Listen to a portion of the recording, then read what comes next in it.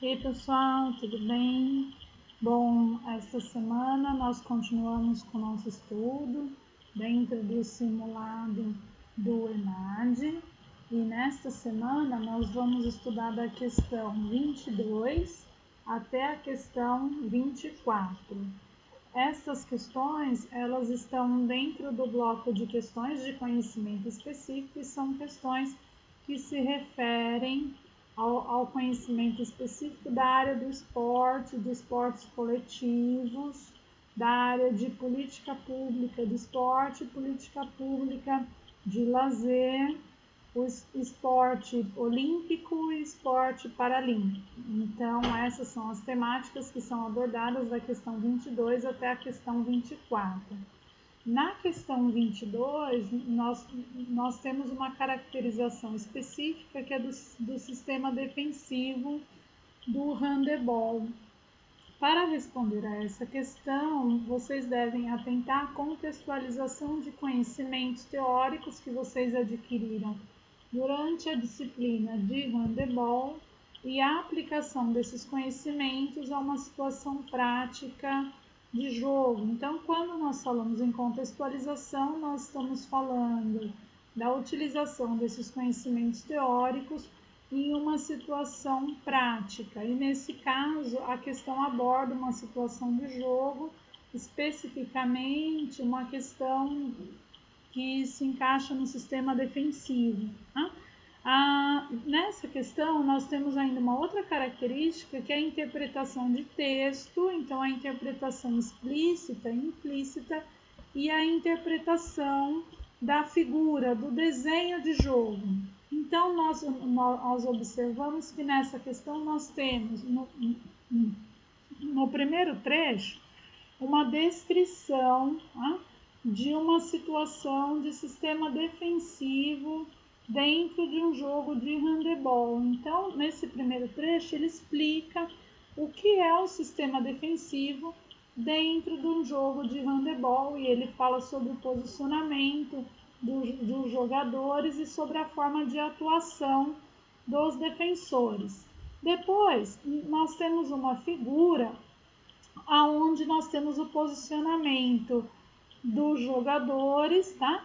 Em duas situações de sistemas defensivos. Então, é importante que vocês atentem ao texto do primeiro trecho, aonde se refere a essa caracterização do sistema defensivo, e depois vocês têm dois tipos de sistemas defensivos com características diferenciadas, que são amplamente utilizados no handebol. Qual é o desafio nessa questão? É vocês identificarem qual é o sistema defensivo que há na figura 1 e qual é o sistema defensivo que há na figura 2. Observem que não está identificado no texto da questão. Então, esta é uma questão neste trecho de informação, interpretação implícita.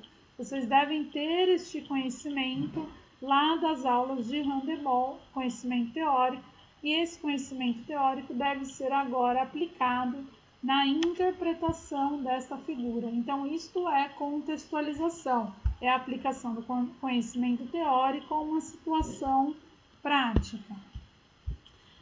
Quando nós finalizamos a análise desta figura e vocês já identificaram que na figura 1 eu tenho determinado sistema defensivo e na figura 2 eu tenho outro sistema defensivo, então aqui na aula eu não vou dar a dica para vocês, eu não vou falar qual é o sistema defensivo da figura 1 e qual é o sistema defensivo da figura 2. Se eu fizer isso, eu dou a resposta da questão. E esse não é o objetivo da aula, o objetivo é a explicação da questão para que vocês possam responder sozinhos, certo? No terceiro trecho, então, nós temos o primeiro trecho, que é o texto, que é a explicação do sistema defensivo. O segundo trecho, que é a interpretação da figura. No terceiro trecho, nós temos as características dos sistemas defensivos representados na figura. Então, conforme essas características, vocês devem avaliar a cada afirmação. Então, vocês têm característica do sistema defensivo na figura 1, característica do sistema defensivo na figura 2, característica do processo de ensino e aplicação do sistema defensivo na figura 1 e característica do princípio tático da figura 2.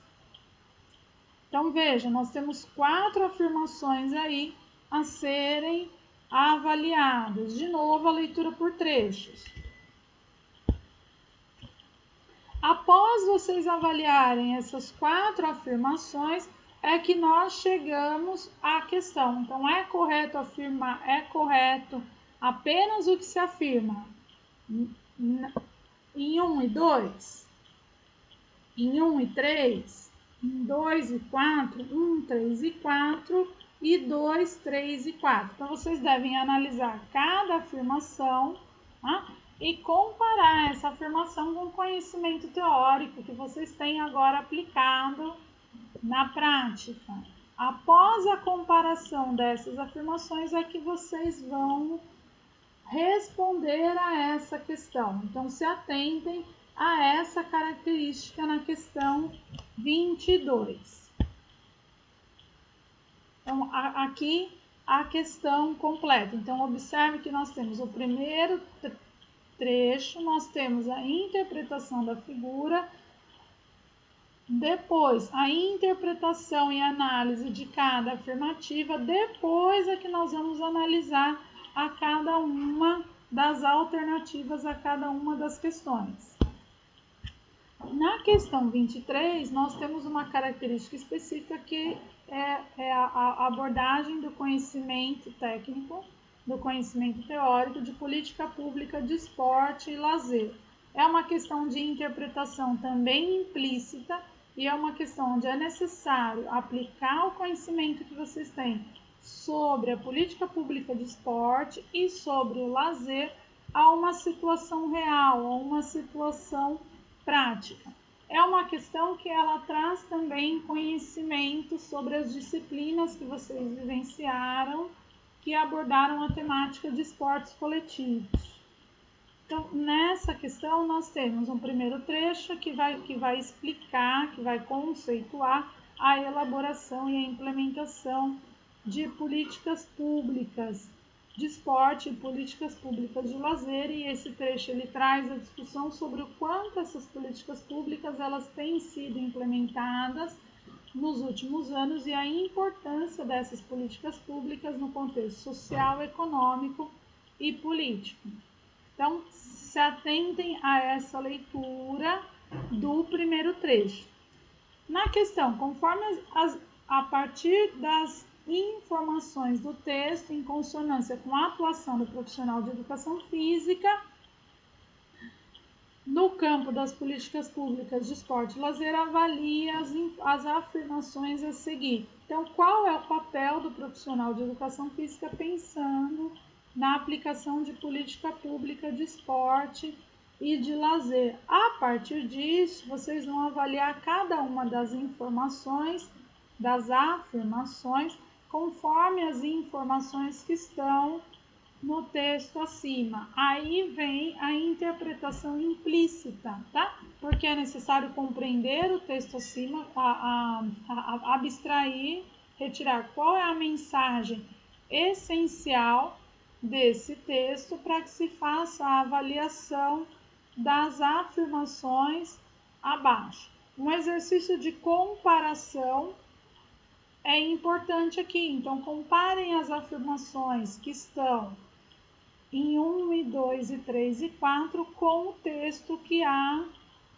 no primeiro trecho, com o texto que há no início da questão. Após esse exercício de comparação, é que vocês farão a análise das alternativas. Então, de novo, a leitura por trechos, a interpretação implícita, então a interpretação da mensagem essencial do texto, a comparação das afirmações com as informações que há no trecho acima e, por último, a análise de cada uma das alternativas que se tem. Mais uma vez, a contextualização, conhecimento teórico que vocês tiveram lá na disciplina de esportes coletivos, lá na disciplina de lazer, tem que ser aplicado nessa questão a uma situação prática.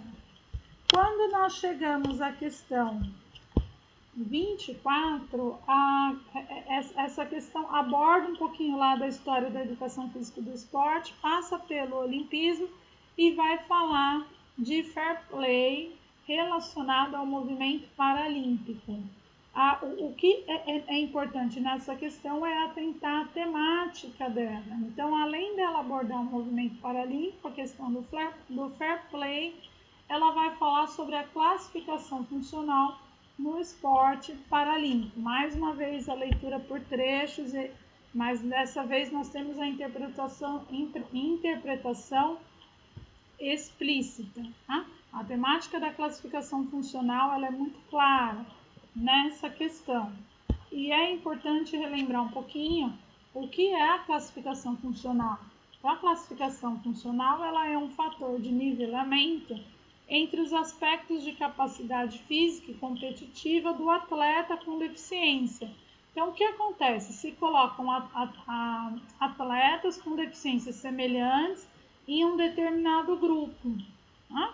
O que se permite igualar essa competição entre os indivíduos com variadas sequelas de deficiência. O que é importante a gente lembrar? Tá? Que aqui nós estamos falando de funcionalidade. Então, o que é essa funcionalidade?